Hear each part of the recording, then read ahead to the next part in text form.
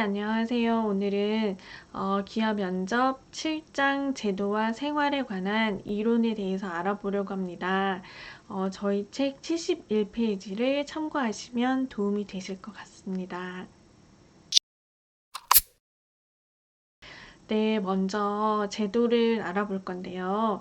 제도 중에서 이제 교육이 있는데, 우리나라의 교육은 이제 사진에서 보이시듯이 어린이집, 유치원, 초등학교, 중학교, 고등학교, 대학교, 그리고 대학원이 있습니다. 네, 이렇게 구성이 되어 있는데요. 첫 번째 사진에 있는 어린이집은 만 0세부터 취학 전까지 아동을 보호와 교육을 담당하는 시설로 관리부처가 보건복지부이며 그리고 이제 그 옆에 있는 유치원은 만 3세부터 취학 전까지 아동을 대상으로 교육을 담당하는 교육기관으로 관리부처가 교육부입니다. 보통 이제 어린이집이랑 유치원을 많이 이제 헷갈려 하시더라고요. 어린이집과 유치원은 이제, 입학할 수 있는 나이가 다르고, 그 다음에 관리부처가 다르다는 거. 이거 구분하셔서 기억하시면 도움이 되실 것 같습니다. 네, 그리고 이제 그 옆에 보시면 초등학교가 있는데, 초등학교는 국민 생활에 필요한 기초적인 초등교육을 실시하는 교육기관으로 6년 동안 의무적으로 실시를 합니다. 네, 그리고 밑에 줄, 네, 그리고 아랫줄 첫 번째 사진 보시면 중학교가 있는데요. 중학교는 초등학교를 졸업한 사람에게 중등 보통 교육을 실시하기 위한 학교로 3년 동안 의무 교육으로 실시합니다. 그리고 그 옆에 보시면 고등학교가 있는데요. 고등학교는 중학교를 졸업한 사람에게 고등 보통 교육과 실업 교육을 실시하는 학교로 인문계와 실업계의 두 종류가 있고 3년 동안 교육합니다. 네, 그리고 그 옆에 보시면 대학교가 있는데요. 네, 우리나라 사람이라면 이제 누구나 꿈꾸는 서울대학교 이제 정문 사진을 넣었어요. 네, 대학교는 고등교육기관으로 고등학교 졸업자 또는 이와 동등한 학력이 있다고 인정된 사람이 입학하며 교육을 이수하면 학사 학위를 받습니다. 그리고 여기 나와 있진 않지만 책에는 이제 대학원도 함께 나와 있거든요. 대학원은 대학교를 졸업한 사람이 입학할 수 있고 연구 교육에 종사하는 최상층의 교육기관입니다. 그래서 이제 대학원에 가시면 석사 과정과 박사 과정이 이렇게 되어 있습니다. 네, 그리고 이제 마지막으로 우리나라에는 의무 교육이 있는데요. 우리나라의 의무 교육 기간은 9년입니다. 초등학교 6년과 그 다음에 중학교 3년 해서 총 9년인데 이제 의무 교육 기간이 늘어날 것이다, 뭐 고등학교도 할 것이다 이런 얘기들이 나와서 이제 굉장히 헷갈려 하시더라고요. 근데 아직까지는 우리나라 의무 교육 기간은 9년인 거 꼭 기억하셨으면 좋겠습니다. 네, 이제 그 다음 보시면은 이제 대학 수학 능력 시험이라고 되어 있는데요. 대학 수학 능력 시험은 대학에서 공부할 수 있는 능력을 평가하기 위해 교육부에서 해마다 실시하는 시험을 말합니다. 그리고 이제 그 옆에 보시면 사회통합 프로그램이라고 되어 있는데요. 이민자가 우리말과 우리 문화를 빨리 익히도록 함에 따라 국민과의 원활한 의사소통으로 지역사회에 쉽게 융화될 수 있도록 지원해주는 프로그램을 말합니다. 네, 그리고 이제 밑에 보시면 국민 행복 카드가 있는데요. 이것은 이제 출산을 장려하고 양육에 대한 경제적 부담을 줄여주기 위해 임신, 출산, 양육에 필요한 비용의 일부를 국가에서 지원해 주기 위해 발급되는 카드입니다. 그리고 이제 그 옆에 보시면 아이 행복 카드가 있는데요. 아이 행복카드는 만 0세부터 만 5세까지 취약전 아동을 대상으로 정부에서 제공하는 보육료, 유아학비 지원 서비스를 이용할 수 있는 카드를 말합니다. 근데 보시면은 이제 국민행복카드랑 아이행복카드랑 모양이 많이 비슷하죠. 하지만 이제 이게 발급되는 목적이 다르거든요. 그래서 이제 국민행복카드랑 아이행복카드가 이제 카드 모양은 비슷하지만 이제 발급되는 목적이 다르니까 이제 구분하셔서 암기하시는 게 좋으실 것 같고요. 그리고 이제 시험에도 잘 나오니까 네, 꼭 암기하셨으면 좋겠습니다. 네, 이 책에 있는 합격 포인트 문제를 함께 풀어보면은요, 이제 우리나라의 의무 교육 기간은 몇 년입니까? 네, 아까 제가 말씀드렸죠. 네, 우리나라의 의무 교육 기간은 몇 년일까요? 네. 지금 시간 말고도 이제 앞에도 이제 우리나라 의무 교육 기간에 대한, 제가 이 문제를 자주 냈었는데, 이제 처음부터 1장부터 들으셨던 분이라면은, 지금쯤이면 이제 바로 말씀하실 수 있으셔야 돼요. 네. 우리나라의 의무 교육 기간은 몇 년일까요? 네. 정답은 9년입니다. 초등학교 6년과 중학교 3년. 그래서 총 9년입니다. 네, 그리고 이제 대학에서 공부할 수 있는 능력을 평가하기 위해 교육부에서 해마다 실시하는 시험은 무엇입니까? 네, 무엇일까요? 네, 정답은 대학 수학 능력 시험입니다. 네, 그리고 이제 다음 문제는 만 0세부터 만 5세까지 취약전 아동을 대상으로 정부에서 제공하는 보육료, 유아학비 지원 서비스를 이용할 수 있는 카드를 무엇이라고 합니까? 네, 무엇이라고 할까요? 네, 정답은 아이 행복 카드입니다. 네, 이번에는 두 번째로 세금에 대해서 알아볼 건데요. 네, 세금은 이제 국가 또는 지방 공공단체가 필요한 경비로 사용하기 위하여 국민이나 주민으로부터 거두어 들이는 돈을 세금이라고 합니다. 네, 세금에 관해서 저희가 알아야 될 것은 이제 먼저 국세청이 있는데요. 국세청은 내국세의 부과 감면 및 징수에 관한 사무를 맡아보는 중앙행정기관을 말하며 그 다음에 옆에 있는 세무서는 국세청 산하의 지방국세청에 소속되어 관할 구역의 내국세의 부과 감면 징수에 관한 사무를 담당하는 세무행정기관을 말합니다. 네, 그 다음 이제 옆에 보시면 소득세라고 있는데요. 소득세는 개인이 한 해 동안 벌어들인 돈에 대하여 액수별 기준에 따라 매기는 세금을 말합니다. 책에 있는 합격 포인트를 한번 풀어볼게요. 네, 국가 또는 지방 공공단체가 필요한 경비로 사용하기 위하여 국민이나 주민으로부터 거두어 들이는 돈을 무엇이라고 합니까? 네, 무엇이라고 할까요? 정답은 세금입니다. 네. 그 다음은 이제 관공서인데요. 관공서는 국가 또는 지방자치단체의 사무를 처리하는 기관을 말하는 거거든요.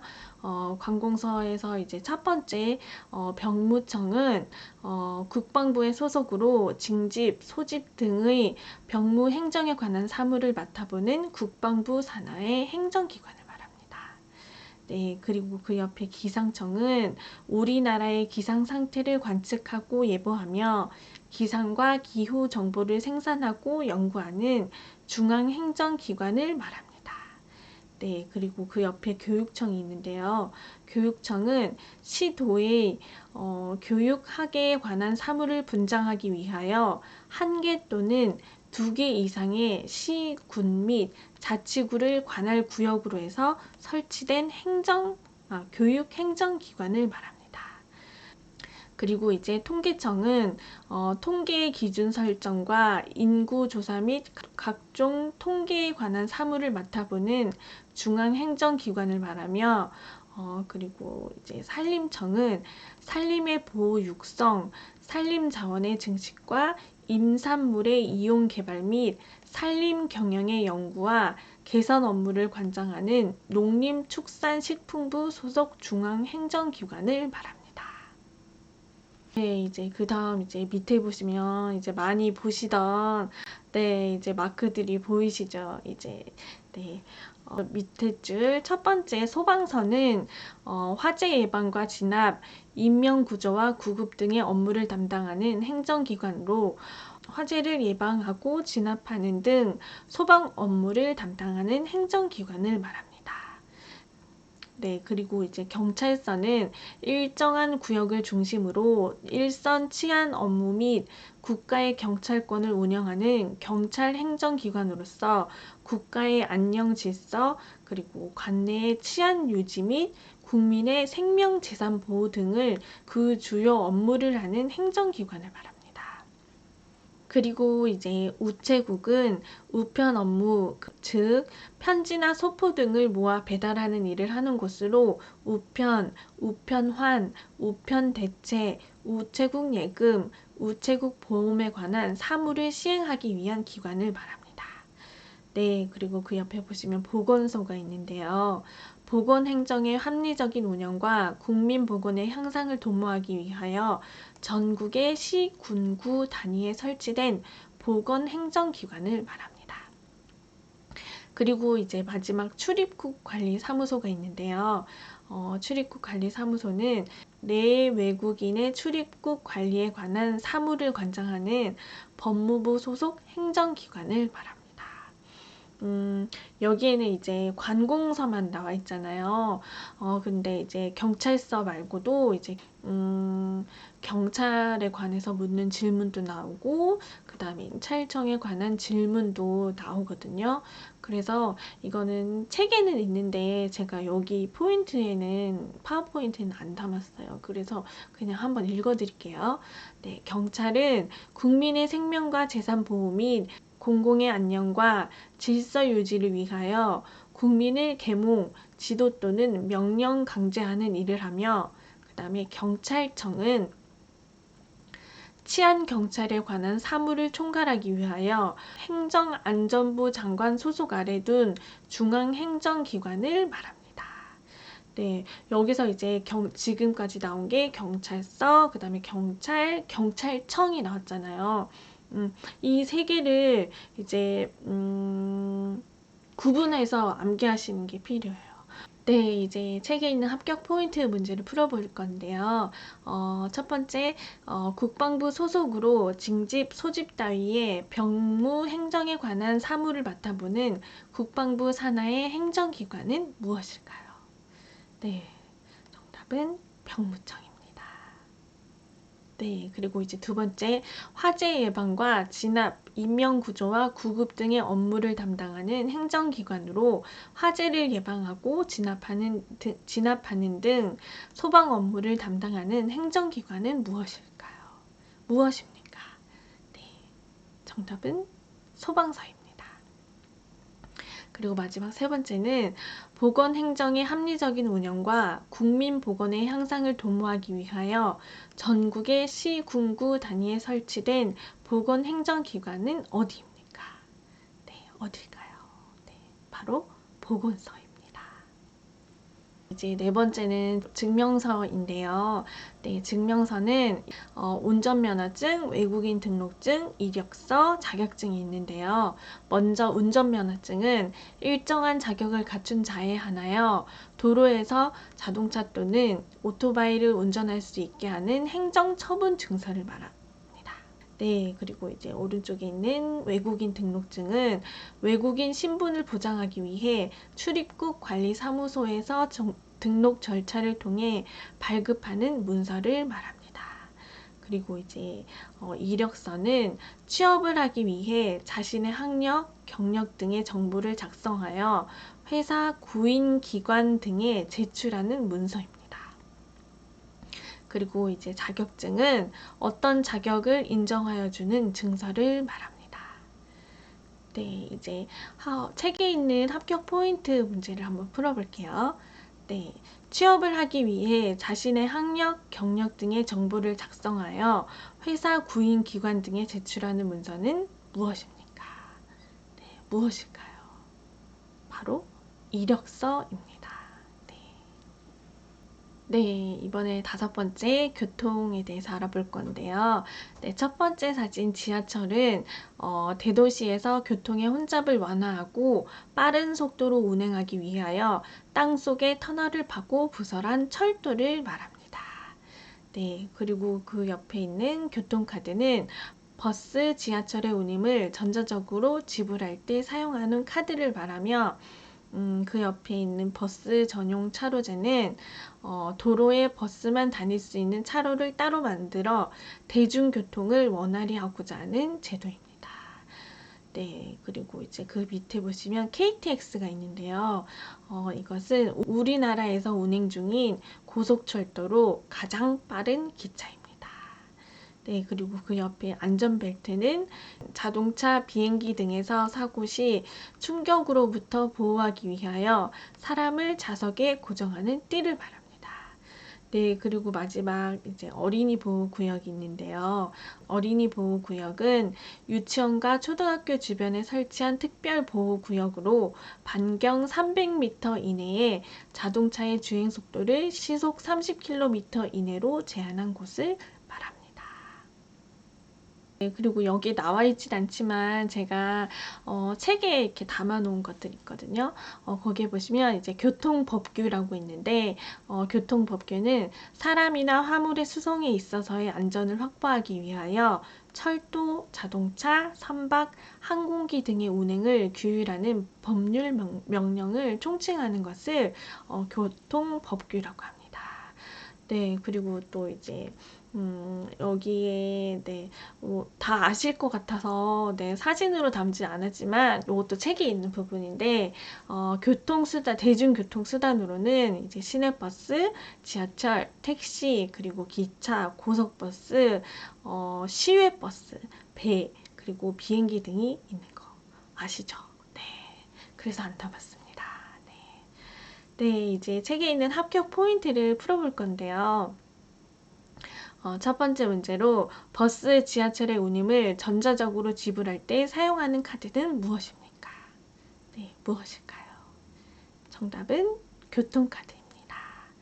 네, 그리고 이제 두 번째, 유치원과 초등학교 주변에 설정한 특별 보호구역으로 반경 300m 이내에 자동차의 주행 속도를 시속 30km 이내로 제한하는 구역을 무엇이라고 합니까? 이거 꼭 아셔야 돼요. 이거 작년 말부터 문제가 굉장히 많이 나왔어요. 네. 그리고 TV에서도 뉴스에서도 이제 많이 나왔던 문제인데 정답은 무엇일까요? 네. 정답은 어린이 보호구역입니다. 네. 꼭 기억하셨으면 좋겠어요. 네. 네, 6번째로 이제 금융에 대해서 알아볼 건데요. 첫 번째 은행은 이제 다양한 금융 서비스를 제공하는 시설로 저축자의 예금을 맡는 한편 대부 어음 할인 및 증권의 인수 등을 업무로 하는 대표적인 금융기관을 말합니다. 그리고 이제 그 옆에 보시면 금융실명제라고 있는데요. 금융기관과 거래를 할 때 가명이나 남의 이름이 아니라 자신의 이름으로만 쓰도록 한 제도입니다. 네, 이거 시험에 잘 나오거든요. 이것도 네, 잘 기억하시면 도움이 되실 것 같아요. 네, 그리고 이제 그림으로는 나와 있진 않지만 이제 책에 이제 설명이 되어 있는 보통 예금, 정기 예금, 정기 적금이 있는데요. 네, 보통 예금은 예금과 인출을 자유로이 할 수 있는 통장식 은행 예금을 말하고 이제 정기 예금은 일정 금액을 일정 기간 동안 금융기관에 맡기고 정한 기한 안에는 찾지 않겠다는 약속으로 하는 예금을 말합니다. 그리고 이제 정기 적금은 정해진 기간 동안 일정액을 매월 적립하고 만기일에 약정 금액을 지급받는 것을 내용으로 하는 전형적인 적립식 예금을 말합니다. 여기에는 자세하게 담진 않았지만 이렇게 읽어드리는 이유는 제가 항상 말씀드리듯이 이제 지역별 면접관 선생님께서 다르기 때문에 어떤 문제가 나올지 모르니까 이것도 이제 여기 없더라도 이제 책을 보시면서 이제 공부하시라고 제가 한번 읽어드리는 거예요. 네.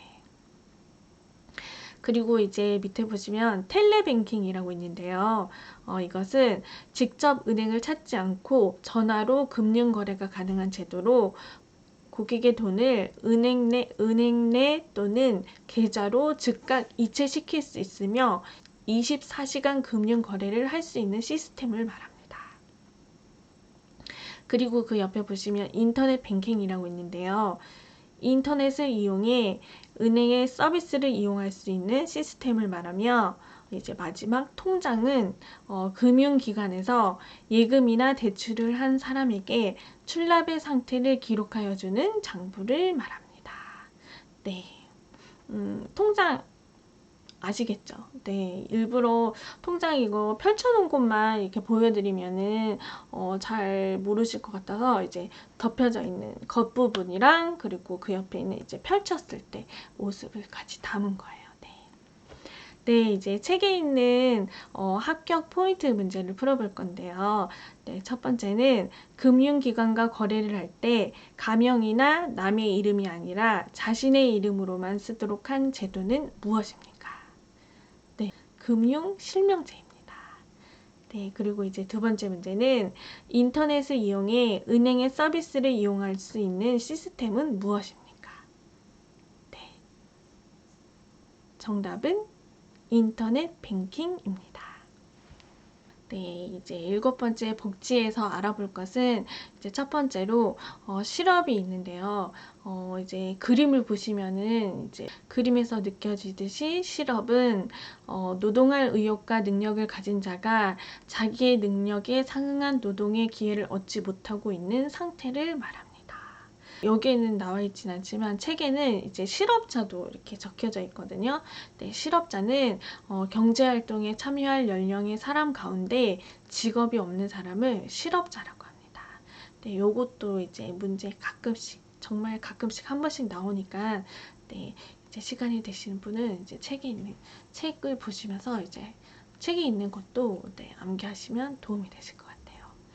네, 그리고 이제 실업급여가 있는데요. 고용보험 제도의 일환으로 실업자의 생활 안정, 그리고 원활한 구직 활동을 위해 일정 기간 동안 지급되는 급여를 말합니다. 네. 그리고 이제 보험은 미래 예측할 수 없는 재난이나 사고 위험에 대비하고자 생긴 제도입니다. 그래서 우리나라에는 4대 보험이라고 해서 사회보험이 있어요. 네, 이제 이 4대 보험을 알아보면은 이제 그림에도 이제 보이시죠? 네, 그림에도 있는데 국민건강보험, 그리고 고용보험, 그리고 국민연금, 그리고 산재보험이 있어요.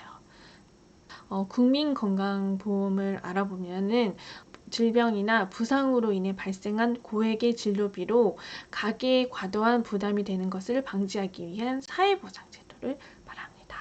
고용보험은 근로자가 실직한 경우에 생활 안정을 위하여 일정 기간 동안 급여를 지급하는 사회보험을 말합니다.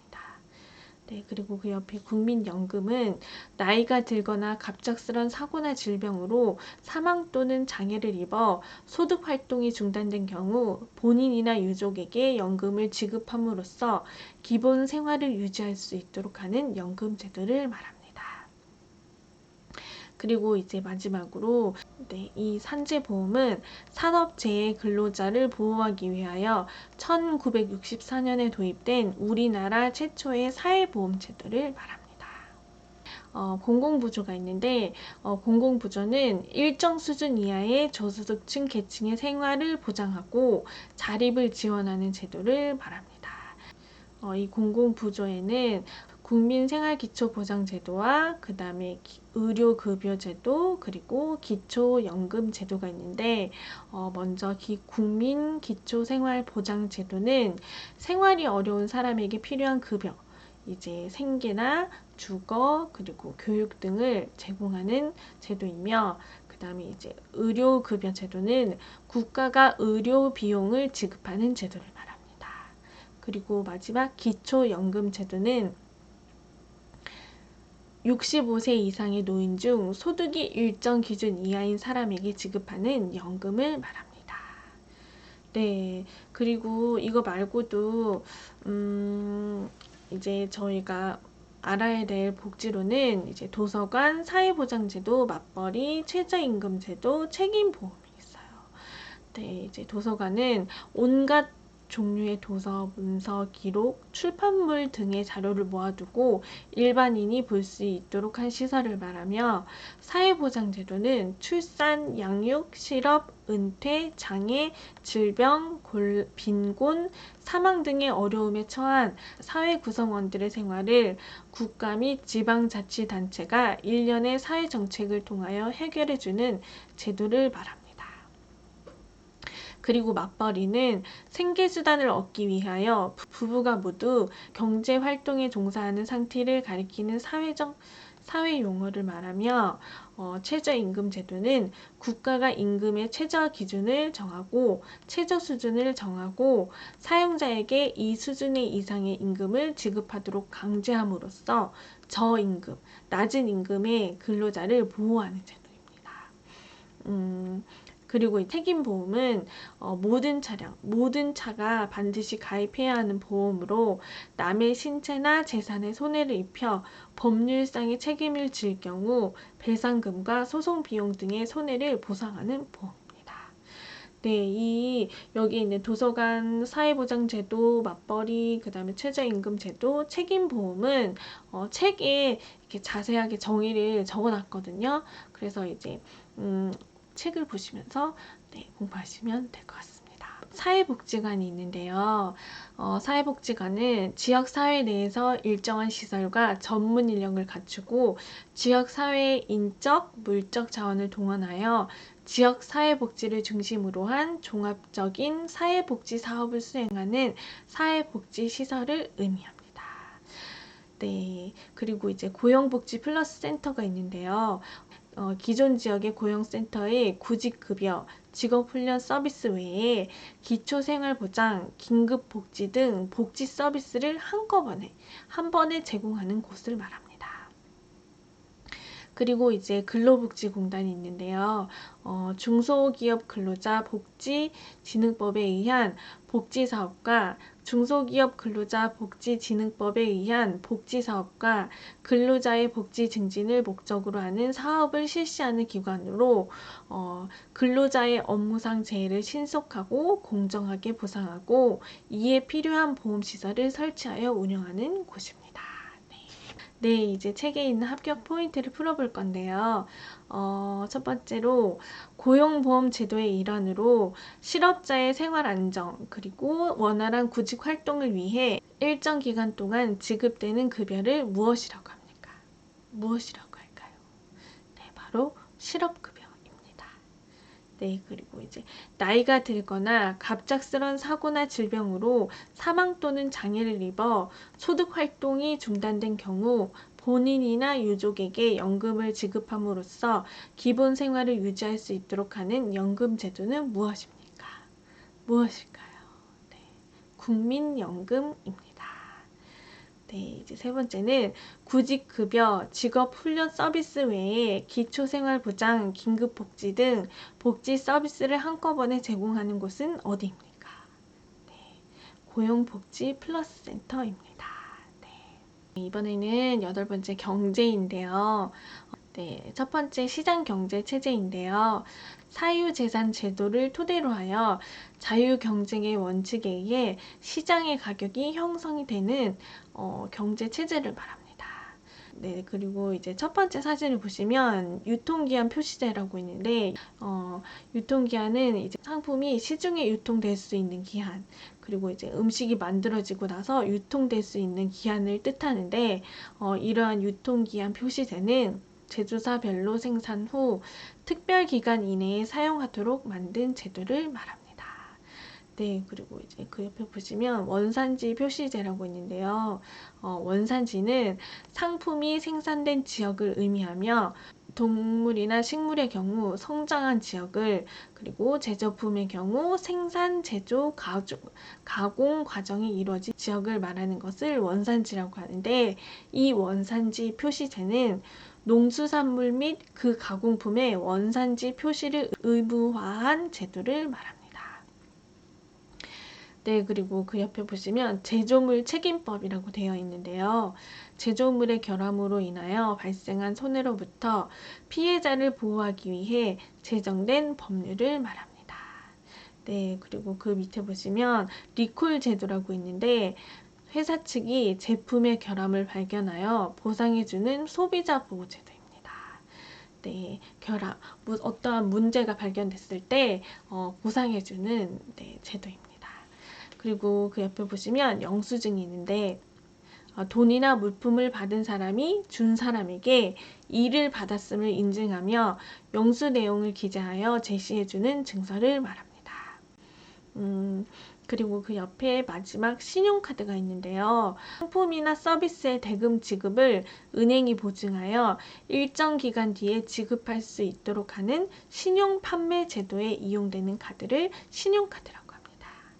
네, 그리고 이제 그 옆에 보시면 환불이라고 되어 있는데요. 환불은 이미 지불한 돈을 되돌려주는 것을 말해요. 이미 낸 돈을 다시 돌려주는 것을 환불이라고 해요. 그리고 이제 교환은 서로 이렇게 바꾼다는 뜻을 말하고, 그 다음에 이제 한국소비자원은 소비자의 권익을 증진하고 소비 생활의 향상을 도모하기 위한 공공기관을 말합니다. 그리고 이제 소비단체는 소비자가 자신들의 권익이나 이익을 보호하기 위하여 만든 조직을 말하며, 매점 매석은 독점을 목적으로 물건을 대량으로 많이 사들여 놨다가 그 물건이 부족해서 가격이 오를 때까지 팔지 않고 보관해 두는 것을 매점 매석이라고 합니다. 이제 책에 있는 합격 포인트 문제를 풀어볼 건데요. 첫 번째로 물건 구입 후에 정확한 금액을 지불했는지 확인하며 교환이나 환불할 일이 생길 경우에 제시해야 되는 것은 무엇입니까? 네, 무엇일까요? 정답은 영수증입니다. 네. 그리고 이제 두 번째로 상품이나 서비스의 대금 지급을 은행이 보증하여 일정 기간 뒤에 지급할 수 있도록 하는 신용 판매 제도에 이용되는 카드는 무엇일까요? 네, 정답은 신용카드입니다. 네, 이제 9번째 생활에 대해서 알아볼 건데요. 먼저 주거 형태를 알아보면 주거 형태로는 이제 전세 그리고 월세가 있어요. 네. 전세는 보증금을 맡기고 남의 집에 임차한 뒤 계약 기간이 끝나면 보증금을 돌려받는 주택 임대차 유형을 말하며, 이제 그 옆에 있는 월세는 임차인이 임대인에게 집을 빌리는 사람이 집을 빌려준 사람에게 월 단위로 매달 집세를 내는 임대차 계약 방식을 월세라고 합니다. 네, 맨 밑에 보시면은 층간소음 이웃사이 센터가 있는데요. 네, 이것은 층간소음 현장 진단 및 아파트 단지별 맞춤형 교육 서비스를 제공하여 당사자 간의 이해와 갈등 완화를 유도하는 기관입니다. 네, 요즘 층간소음으로 범죄가 많이 일어나고 있잖아요. 그래서 뉴스에도 많이 나오고 하는데, 그래서 이런 기관이 생겼어요. 네. 그리고 이제 마지막으로 집들이는 새 집에 들어가거나 이사를 한 후 이웃과 친지를 불러 집을 구경시키고 음식을 대접하는 일을 말합니다. 두 번째로 시장 및 소비자 보호인데요. 시장 및 소비자 보호에는 첫 번째로 5일장이 있는데 5일장은 일정한 기간의 간격을 두고 5일마다 정기적으로 열리는 시장을 말하며, 전통시장은 여러 상인들이 모여서 갖가지 물건을 직접 판매하는, 여러 가지 물건을 직접 판매하는 전통적 구조의 시장을 말합니다. 그리고 세 번째 통신수단이 있는데요. 통신수단에는 이제 보이스피싱이라는 게 있어요. 이거는 이제 범죄거든요. 범죄를 말하는데 전화를 통하여 신용카드 번호 등의 개인정보를 알아낸 뒤 이를 범죄에 이용하는 그 전화금융 사기 수법을 말합니다. 요즘 이제 보이스피싱이라고 이제 전화가 와요. 그래서 이제 여기는 검찰입니다. 아니면 은행입니다. 하면서 이제 나의 정보가 노출됐다고, 나를 보호해 주겠다고 나의 뭐 비밀번호, 뭐 통장번호 이런 거를 알려달라고 하는 경우가 있어요. 그러면은 절대로 알려주시면 안 돼요. 그걸로 인해서 이제 범죄가 일어나는 거거든요. 그래서 보이스 피싱이 요즘에 많이 사회에 문제가 되기 때문에 이 보이스 피싱 문제도 굉장히 많이 나와요. 그러니까 이것도 이제 꼭 기억하시고, 모르는 전화는 되도록이면 받지 않는 게 좋고, 그리고 은행이다, 뭐 검찰이다, 경찰이다 하면은 전화를 끊고 이제 다시 그 기관에 전화해서 확인해 보시는 게 필요하고, 그 다음에 저희는 시험을 위해서는 이 문제를, 보이스 피싱에 대한 정의를, 뜻을 정확하게 암기하시는 게 중요할 것 같습니다. 네, 그리고 우편이 있는데요. 우편으로 전달되는 서신이나 물품 등을 통틀어 이르는 말을 우편이라고 합니다. 네, 그리고 마지막 이메일이 있는데요. 컴퓨터의 단말기 이용자끼리 통신 회선을 이용하여 주고받는 글을 이메일이라고 합니다. 컴퓨터로, 요즘엔 핸드폰으로도 되긴 하는데, 컴퓨터로 편지를 쓰면서 주고받는다는, 네, 그거를 이메일이라고 합니다. 책에 있는 합격 포인트 문제를 풀어볼 건데요. 첫 번째로 층간소음 현장 진단 및 아파트 단지별 맞춤형 교육 서비스를 제공하여 당사자 간의 이해와 갈등 완화를 유도하는 기관은 무엇입니까? 네, 무엇일까요? 네, 층간소음 이웃사이 센터입니다. 네, 이거 잘 기억하셔야 돼요. 네, 저희 집도 그래서 층간소음, 혹시나 층간소음이 발생할까봐 매트를 쫙 다 깔았어요. 네. 그리고 두 번째로 전화를 통하여 신용카드 번호 등의 개인정보를 알아낸 뒤 이를 범죄에 이용하는 전화금융 사기 수법은 무엇입니까? 네, 무엇일까요? 정답은 보이스 피싱입니다. 네, 요 두 문제 모두 사회적 문제가 되는 것들이기 때문에 네, 꼭 기억하셨으면 좋겠어요. 네. 이번에는 의료기관인데요. 의료기관 정말 많죠. 네, 많지만 시험에 잘 나올 만한, 그리고 우리가 생활에 꼭 필요한, 꼭 알아야 되는 과를 중심으로 사진으로, 그림으로 네, 한번 찾아봤는데요. 네, 먼저 내과는 내장기관에 생긴 병을 약으로 치료하는 진료과로, 복합적인 감기 증상, 그리고 발열, 열나는 거, 그리고 구토, 토하는 거, 이런 증상이 있을 때 방문하는 곳입니다. 그리고 그 옆에 보시면 소아청소년과라고 있는데요. 18세 미만의 소아 및 청소년기 환자의 내과적 질환을 대상으로 진료하는 진료과입니다. 우리 아이들이 가는 병원, 소아청소년과요. 그리고 그 옆에 보시면 산부인과라고 있는데요. 산부인과는 임신, 분만, 그리고 부인병에 관련 있는 병을 진료하는 과입니다. 그 옆에 보시면 눈이 그려져 있는데요. 안과는 눈에 관련된 병을 진료하는 과를 말합니다. 그리고 밑에 그림 보시면은 코하고 입하고 연결돼 있죠. 네, 이비인후과인데요. 코, 귀, 목에 관련된 병을 진료하는 과를 말합니다. 그리고 그 옆에 보시면 치아 그림이에요. 치아 그림. 네, 치아 교정, 보철, 스케일링, 치아 신경치료 등을 진료하는 과를 치과라고 하고요. 그 다음에 그 옆에 보시면 주사기가 있죠. 네, 예방접종이에요. 전염성 질환을 예방하기 위하여 동력이 약화된 균이나 죽은균 또는 독소를 인체에 주사하는 것을 예방접종이라고 합니다. 네, 저희 요즘에 코로나 백신 많이 맞잖아요. 이것도 예방접종인 거예요. 네. 그리고 보건소는 국가보건행정의 합리적인 운영과 국민보건의 향상을 도모하기 위한 의료기관을 보건소라고 합니다. 네, 그리고 그 외에 외과, 피부과, 비뇨기과, 성형외과, 정신건강의학과, 가정의학과, 그리고 약국, 처방전, 그리고 의약품, 이런 것들이 있는데요.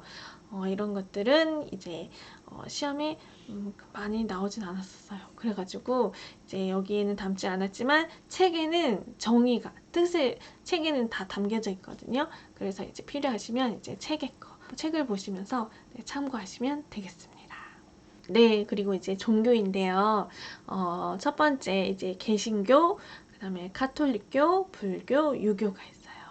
네, 개신교는 이제 기독교라고도 하거든요.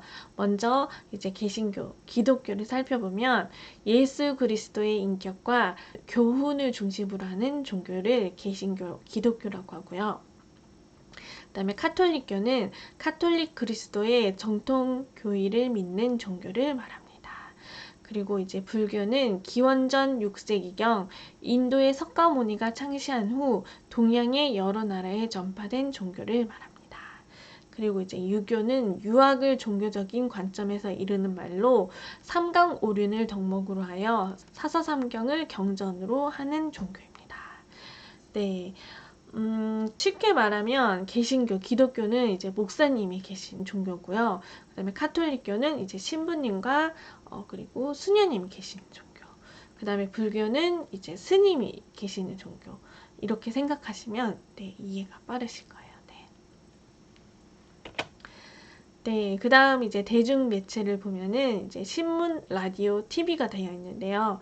혹시나, 요즘 라디오나 TV 디자인이 굉장히 많이 바뀌잖아요. 그래서 못 알아보실까봐, 네, 옛날 버전으로 네, 담아놨어요. 네. 먼저 신문을 보시면 사회에서 발생한 사건에 대한 사실이나 해설을 널리 신속하게 알리기 위한 정기 간행물로 기사를 실은 종이를 말합니다. 네, 그리고 라디오는 방송국에서 일정한 시간 안에 음악, 드라마, 뉴스, 강연 등을 보낸 전파를 수신하여 음성으로 바꿔주는 기계 장치를 말합니다. 네, 그리고 TV는 전파 신호를 받아 그것을 영상으로 보여주는 전자기기를 말합니다. 네, 여기서 이제 또 책에 있는 합격 포인트 문제를 풀어보면은 사회에서 발생한 사건에 대한 사실이나 해설을 널리 신속하게 전달하기 위한 정기 간행물로 기사를 실은 종이는 무엇입니까? 네, 무엇일까요? 정답은 신문입니다. 네, 그 다음 기초생활질서인데요. 먼저 함께 사는 사회의 기초생활질서에 대해서 알아보면은 신호등이 빨간불일 때 건너지 않고 그 다음에 대중교통을 기다릴 때 줄을 서서 기다리며 그 다음에 자동차를 이용할 때는 반드시 안전벨트를 해야 되고 그 다음에 애완견을 데리고 산책할 때에는 반드시 목줄을 하고 배설물을 잘 치워야 합니다. 그리고 이제 쓰레기를 함부로 버리지 않고 음주운전을 하지 않고 그 다음에 또 화장실 등 공공시설을 이용할 때 차례를 지키며 깨끗이 사용해야 돼요. 그리고 이제 지나친 소음으로 이웃에게 피해를 주지 않는 것이 네, 중요합니다. 그 다음 이제 버스, 지하철 등 대중교통을 이용할 때 주의해야 할 기초생활질서에 대해서 알아볼 건데요. 먼저 이제 대중교통을 이용할 때에는 줄을 서서 기다리고 순서대로 탑니다. 그리고 대중교통을 탈 때에는 먼저 사람들이 다 내리고 난 후에 타고 노인, 장애인, 임산부 등 노약자에게 자리를 양보하고 그 다음에 차 안에서 뛰거나 큰 소리로 이야기를 하지 않으며 휴대전화 통화 예절을 지키고 대중교통에서 음식을 먹지 않습니다. 그리고 이제 공원 및 공공장소의 예절을 알아보면은 이제 화장실 등 공공시설을 깨끗하게 사용하며 쓰레기를 함부로 버리지 않고 주차를 할 때 지정된 장소에서 하고 담배는 흡연할 수 있는 장소에서 해야 하고 지나친 소음으로 이웃에게 피해를 주지 않으며 애완견을 데리고 산책할 때에는 반드시 목줄을 하고 배설물을 잘 치워야 합니다. 그리고 이제 마지막 박물관 및 영화관 예절인데요. 전시된 작품을 훼손시키거나 오염시키지 않고 눈으로만 감상하며 음식물을 반입하지 않고 조용히 관람하며 휴대폰은 무음, 소리 나지 않는 것으로 설정하고 사진 촬영을 하지 않습니다. 여기서 이제 합격 포인트 문제를 한번 풀어보면은요.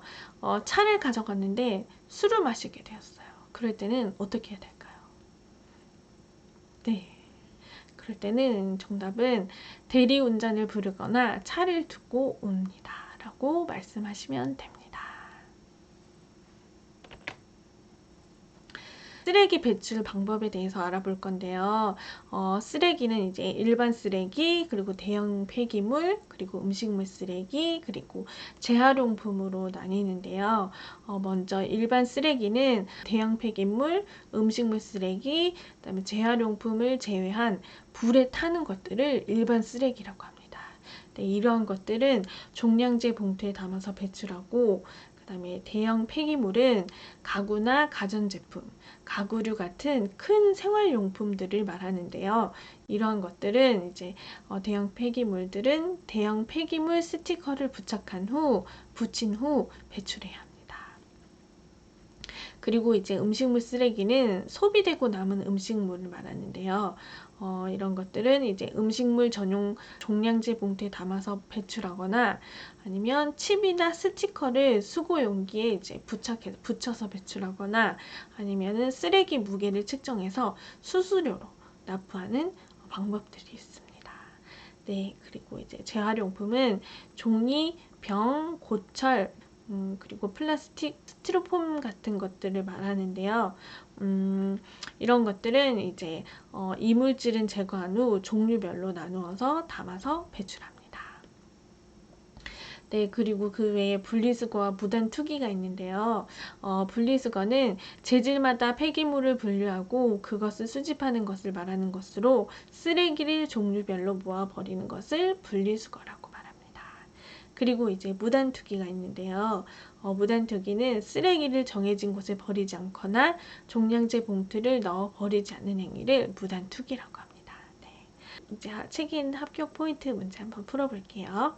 일반 쓰레기 배출하는 방법은 무엇일까요? 네.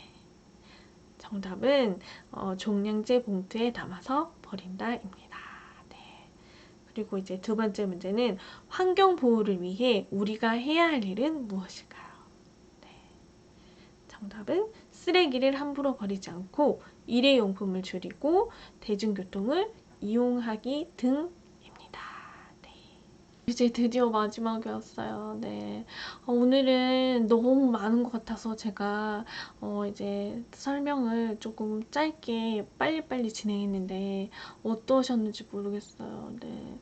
마지막에 와보니까 조금 더 길게 자세하게 설명할 걸 그랬나 하는 생각도 들고 조금 후회가 되긴 하는데, 네, 그래도 마지막 한번 진행해 보겠습니다. 마지막 일반 상식인데요. 이제 긴급 전화번호, 급하게 이제 전화해야 되는, 꼭 알아야 되는 번호로는 이제 범죄가 일어났을 때는 112로 전화하셔야 되고요. 그리고 이제 화재나 구조, 재난 신고를 해야 할 때는 119로 전화하셔야 됩니다. 요거는 이제 시험뿐만 아니라 우리나라에 사실 때 꼭 필요하고 꼭 알아야 하는 번호니까 정확하게 암기 하셨으면 좋겠어요. 네. 우리나라에서 열린 올림픽이나 월드컵을 알아보면은 88 서울 올림픽이 있는데 1988년 한국의 서울에서 개최된 제24회 하계 여름에 열린 올림픽 경기 대회를 말합니다. 네, 그리고 2002년 한일 월드컵은 2002년 한국과 일본이 같이 개최한 월드컵 축구 대회를 말합니다. 네, 그리고 2018년 평창 동계 올림픽이 있는데요. 2018년 2월 9일부터 2월 25일까지 대한민국의 강원도 평창군에서 열렸던 동계 올림픽, 겨울에 열리는 겨울 올림픽 대회를 말합니다. 네, 그리고 마지막으로 한국을 빛낸 사람들이 있는데요. 네, 많은 분들이 있지만 그 중에서 이제 시험에 자주 나왔던 두 분만 제가 담았어요. 네. 먼저 김대중 전 대통령이 있는데요. 2000년 한국인 최초로 노벨 평화상을 수상한 인물이고, 한국인 최초의 유엔 사무총장이셨던 반기문도 있습니다. 네, 이제 합격 포인트를 풀어볼 건데요. 이제 불이 난 것을 발견했을 때 신고하는 전화번호는 무엇입니까? 바로 119입니다. 네. 그리고 이제 범죄 신고 번호는 무엇입니까? 네, 이것은 바로 112입니다. 네, 요 두 문제는 일상생활에도 필요하니까 꼭 암기하셔야 돼요. 네, 이제 정말 끝이 났어요. 네, 1장부터 7장까지 정말 긴 시간이었는데 그 사이에 제가 코로나 백신을 맞아가지고 굉장히 이제 힘들어하면서 이제 녹화를 해서 너무 죄송했어요. 조금 더 또렷하고 그다음에 큰 목소리로 이렇게 정보를 전달해야지 듣는 분도 이제 더 이렇게 잘 들리고 기억에 남으실 텐데 그런 부분이 너무 아쉽고 그리고 이제 마지막 7장은 또 너무 길다 보니까 지루하실까봐 제가 빨리 진행했더니 그런 부분도 조금 아쉬움이 남는 것 같아요. 네, 이제 보시고 이제 이론을 공부하시고 이제 여기 없는 부분들은 책에 있으니까 이제 책도 함께 참고하시면서 같이 공부하시고 그 다음에 이제 이론을 다 공부하신 다음에 이제 뒤에 있는 이제 900문제 기출 문제도 이제 푸시면은 분명히 이제 한 번에 합격하실 거라고 생각이 듭니다. 그러니까 이제 책과 함께 열심히 공부하셔서 꼭 합격하시길 제가 기도하겠습니다. 예전과 마찬가지로 이제 틀린 부분이나 아니면 질문 같은 거 있으면 댓글로 남겨주시고, 네, 다음 시간부터는 이제 실시간 스트리밍으로 한번 만나 뵙도록 노력해 보겠습니다. 네, 그동안 너무 고생 많으셨습니다. 네, 감사합니다.